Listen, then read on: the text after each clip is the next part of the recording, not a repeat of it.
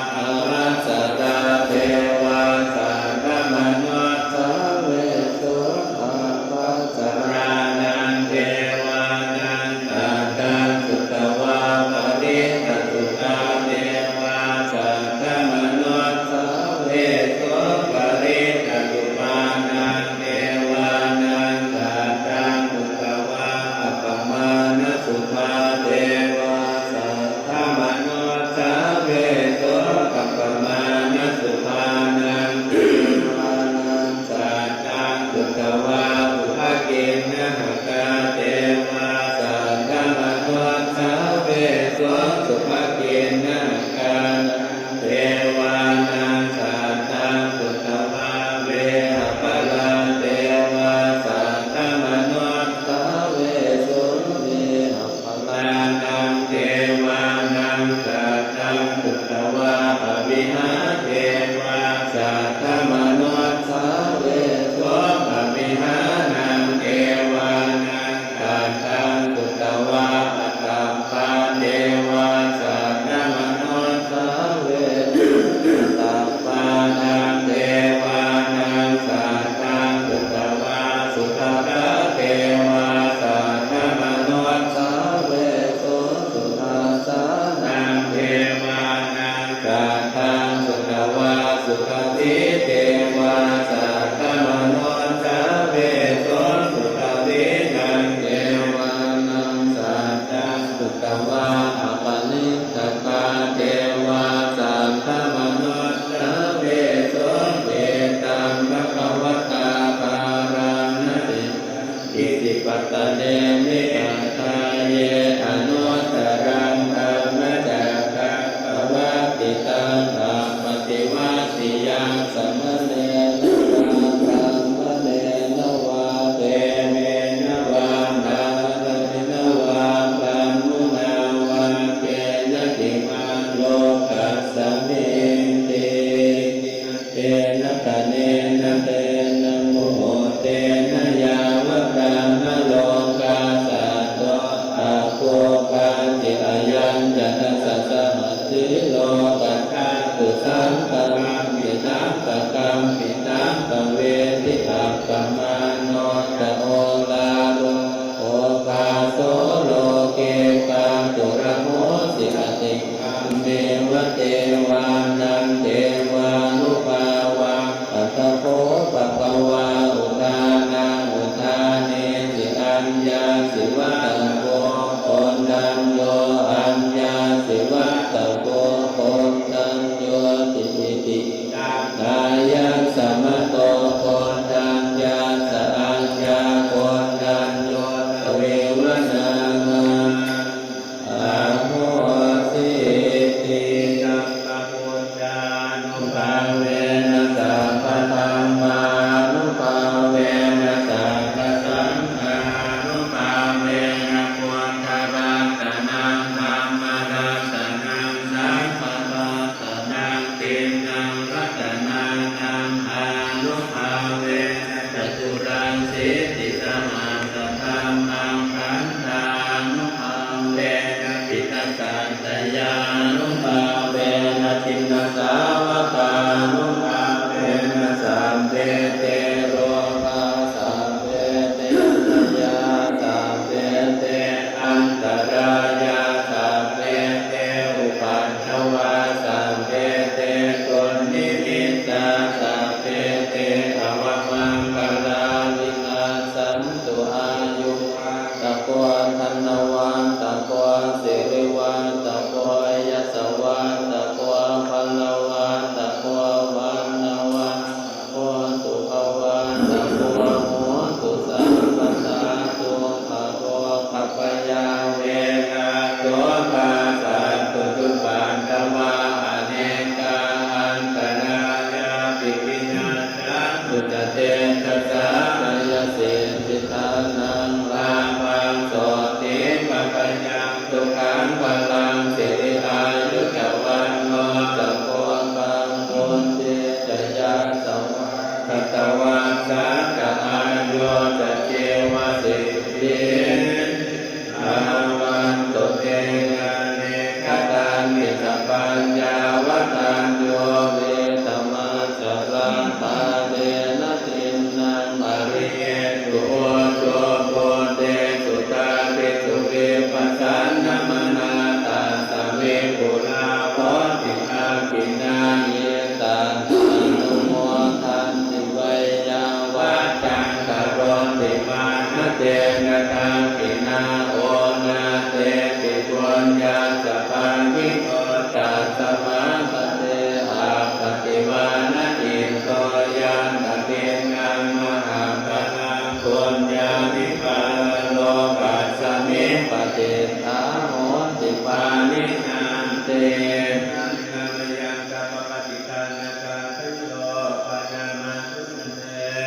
ปุญญาสิทานิกตัสสยานัญญานิกตานิเมเต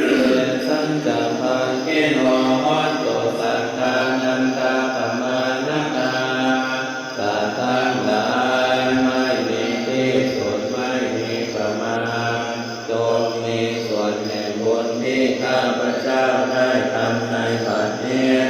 และแห่งบุญอื่นที่ได้ทำมาก่อนแล้วเยปิยาคุณาวันตันจะไม่หังมาตาปิตาทะโยเยกาเมกะปยาติกาวะอันเยมัจจัตตะเวริโนเพื่อจะเป็นสัตว์เหล่าใดเพื่อเป็นที่รักใคร่และมีบุญคุณมันดาปิตาของข้าพเจ้าเป็นต้นก็ดีที่ข้าพเจ้าเห็นแล้วหรือไม่ได้เห็นก็ดีสัตว์เหล่าอื่นที่เป็นกลางกลางหรือเป็นผู้เป็นกันก็ดีสัตตาเทขัตติโลกัสสมิเกปุณณาจตุโยนิกาปัจเจกัจจตุโวการาสังสารังตาภวาภเวสัตว์ทั้งหลายตั้งอยู่ในโลกอยู่ในภูมิทั้งสามอยู่ในตำแหน่งทั้งสี่มีขันธ์ห้าขันธ์มีขันธ์ขันธ์เดียวมีขันธ์สี่ขันธ์กำลังท่องเที่ยวอยู่ในภพน้อยภพใหญ่ก็ดียะสังเยปฏิทานังเนอนุโมทังสุเตสยาเยติมังนัปปทานันติเทวะเตจังนิเวทโยสัตว์เหล่าใดรู้ส่วนบุญที่ข้าพเจ้าแผ่ให้แล้วสัตว์เหล่านั้นจงอนุโมทนาเองเถิดส่วนสัตว์เหล่าใดยังไม่รู้ส่วนบุญนี้ขอเทวดาทั้งหลายจงบอกสัตว์เหล่านั้นให้รู้มาญาทินานาปุญญานังอนุโมทนาเนตุนาสัพเพสัตตาสัทธามาตุอเวราสุปฏิวิโนเขมาปัตตังกัปปะโพตุเตสะสะสิจัตตังสุภาเพราะเหตุที่ได้อนุโมทนาส่วนบุญที่ข้าพเจ้าแผ่ให้แล้วสัตว์ทั้งหลายทั้งปวงจงเป็นผู้ไม่มีเวรอยู่เป็นสุขทุกเมื่อจนถึงบุญนั้นเสด็จกล่าวเพื่อพระนิพพานความปรารถนาที่ดีงามของสัตว์เหล่านั้นจงสำเร็จเถิดธรรมยังปฏิฆานังกัตโยปนามันยาเทวตาสันติวิหารวังสิเนรูเปทะเรโพธิทะเรทะเยทะเยเอปยดาทั้งหลายเหล่าใดมีปกติอยู่ในวิหารสิ่งศักดิ์สิทธิ์ที่เรืองพระสถูปที่เรืองโพในที่นั้นนั้นนาธรรมทานเนนะภวันตุโกติตาโส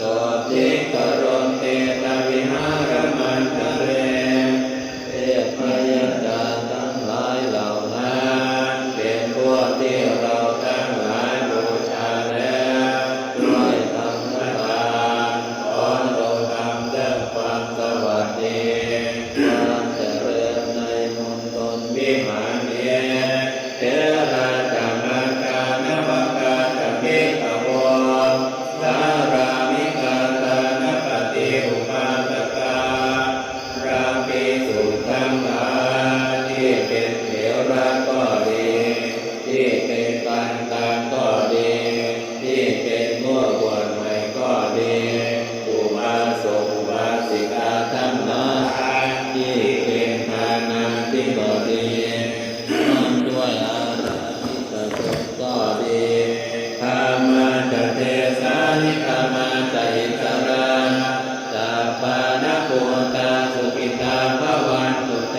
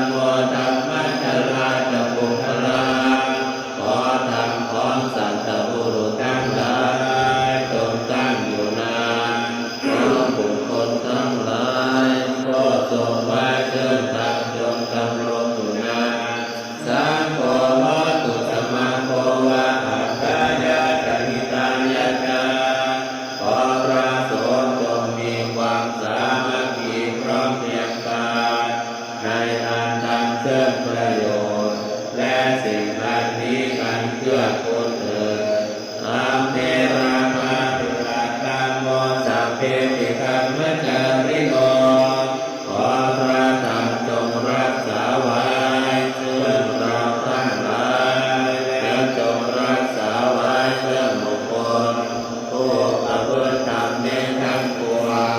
ควรที่สัมปันนายามาธรรมเมอริยะเวทิเต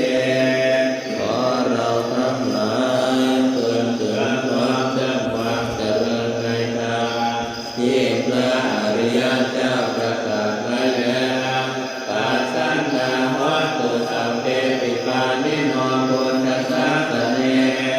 ขอสัพพสัตว์ทั้งหลายทั้งปวงจงเป็นผู้เลื่อมใสในพระพุทธศาสนาสัมมาทานังภเวชันโตกาเลเตโวภวัสสโตขอผลทั้งหลายจงหลั่งลงตกต้องตามฤดูกาลพุทธิภาวายาสัตตานังกมิตังเมตุเมตเนขอควรจงนำความสำเร็จมาสู่เบื้องปกติเพื่อความเจริญแก่สัตว์ทั้งหลายมาตาปิตาจาตระจามิจังรักปันติปุตตะมารดาและบิดาย่อมรักษาบุตรที่เกิดในตนเป็นนิจฉันใดเอวังธรรมเมนะราชาโนปัจจาระคันตุสัมปทาขอพระราชาจงปกครองประชาชนโดยชอบธรรมในการลดละจากนั้นตลอดกาล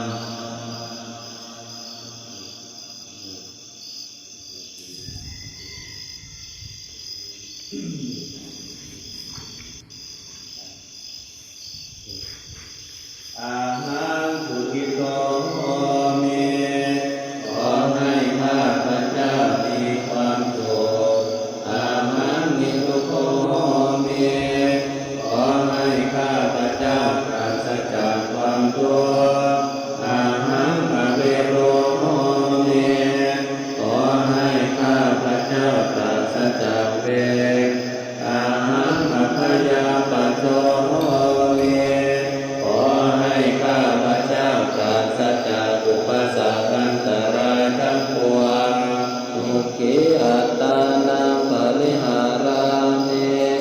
ขอให้ข้าพเจ้าจงมีสติสัมปชัญญะอยู่ทุกเมื่อรักษากายวาจาใจให้พ้นจากความทุกข์ภัยทั้งปวงเถิดสัพเพสัตตาสังฆังหลา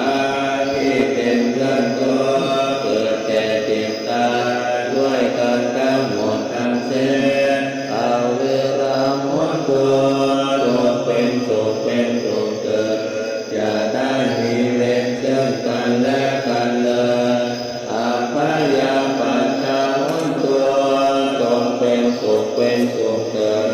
อย่าได้พยาบาทเบียดเบียนซึ่งกันและกันเลยอานิพานหนตัวจงเป็นสุขเป็นสุขเกิดอย่าได้มีความทุกข์กายทุกข์ใจเลยทุกขิอัตตานังปริหารันโตจงมีความสุขกายสุขใจรักษาตนให้พ้นจากภัยทั้งสิ้นเถิดท่านทั้งหลายที่ท่านได้ทุกข์ขอให้พ้นจากทุกข์ท่านทั้งหลายที่ท่านได้สุขขอให้สุขยิ่งยิ่งขึ้นไปสัพเพสัตตาสัตว์ทั้งหลายที่เกิดเป็นเจ้าราพุทธาที่เกิดเป็นธรรมราชาที่เกิดเป็นสัมเสนาชาที่เกิดเป็นโอปปาติกาจงมารับเอากุศลผลบุญให้ล้วนทั่วทุกตัวสัตว์เถิดข้าพเจ้าขอตั้งจิตอุทิศผลบุญกุศลนี้แก่ไปให้ไพศาลถึงบิดามารดาครูอาจารย์ทั้งลูกหลานญาติมิตรสนิทกัน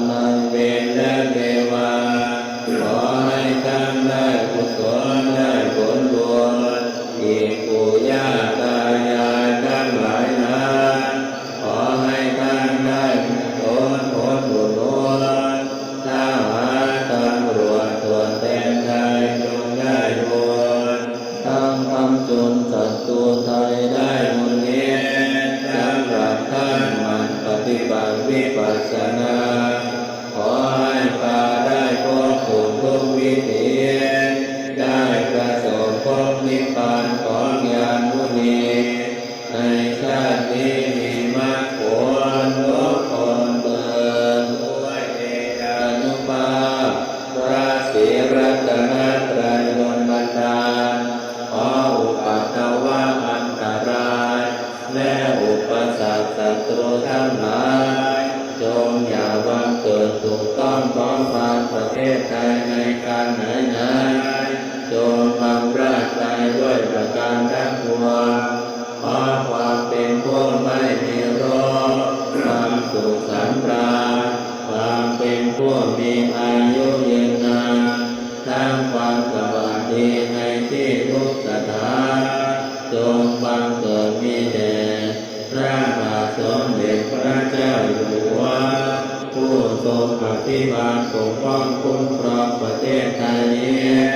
กับทั้งสมเด็จพระบรมราชินีนาถพร้อมทั้งพระบรมวงศานุวงศ์ขอผลที่กล่าวมานี้จงเป็นผลสำเร็จจงเป็นผลสำเร็จจงเป็นผลสำเร็จแด่สมเด็จพระบรมโอรสพระบาทสมเด็จพระเจ้าอยู่หัว